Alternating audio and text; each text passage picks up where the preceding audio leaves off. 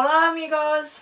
My name is Amanda and today I will bring you an episode of my little mini-series, my top 5. It's been a long time since I did one of these videos, so I'm really excited to share with you today my top 5 favorite adult books. When I did my top 5 favorite standalone books recommendations video, it was very appreciated, so I thought that you might like to know some of my favorite adult books. The problem is that I'm not a big adult bookish reader, so I haven't read that many adult books, but I have read more than 5, so I will tell you my top 5 favorite adult books, even though I didn't have that many to choose from.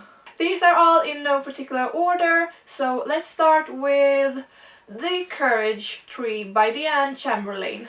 It was a long time since I read this book, but I really remember how much I loved it. It was an amazing book, very emotional, because it's about an 8-year-old girl who has some kind of kidney disease, I believe, and she is on heavy medication. Her mother won't let her go to this field trip with her friends, but she finally convinces her to let her go, but the thing is that she disappears. When the other kids is coming home, she isn't there, so she is missing somewhere in the woods, and if she doesn't get her kidney medicine soon, she will die.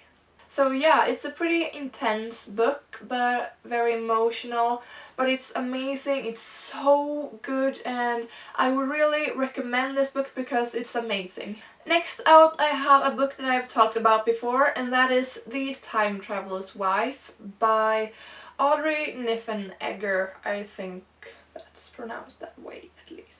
This book is very good. It's also very emotional and very special because it's about Henry and he is a time traveler.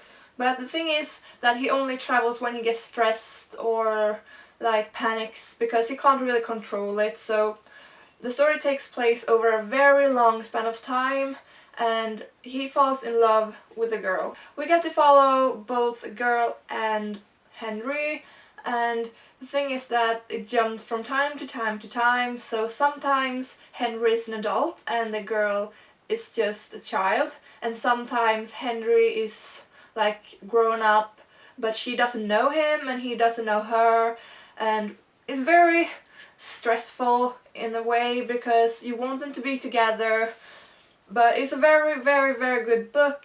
This book is amazing, so I would recommend it to all of you. The next book I have is The Talisman by Stephen King and Peter Straub.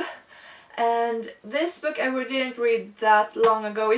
The review of this was one of the first videos I ever posted on YouTube. I think I will delete it because it is horrible. But nevertheless, this is a very good book, and it's about Jack Sawyer. He is a little boy and his mother has cancer, and in order to save her life he must travel to another parallel universe world to find a talisman, and that is the only thing that can save her life. And the thing is that many people don't want him to find this talisman, so his journey isn't a very easy one. But if you like adventure books, this is definitely for you because this is very good. It's supposed to be like a horror book also, like adventure / horror, but it isn't that scary, so if you don't like scary books you should still try this one because it isn't scary.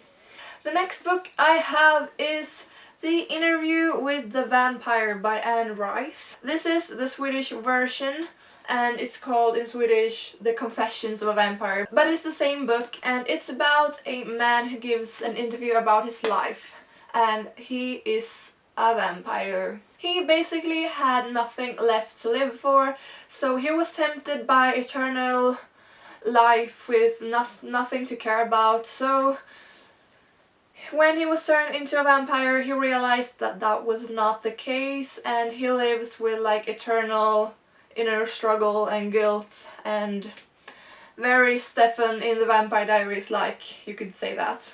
But it's a very good book, and the main character is a very strong, like relatable character, so it is a very good book and I would recommend it.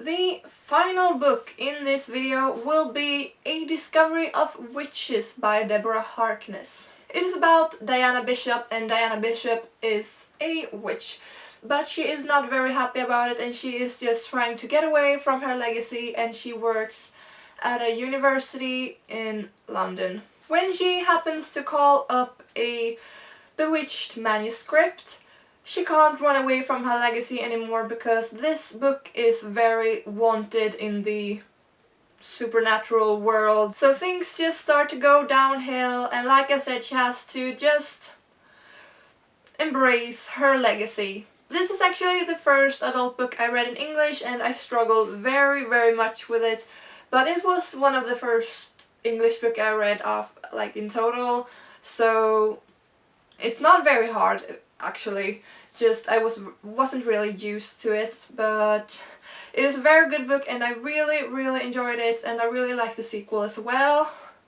And just throw in a hot vampire, yeah, you got me there.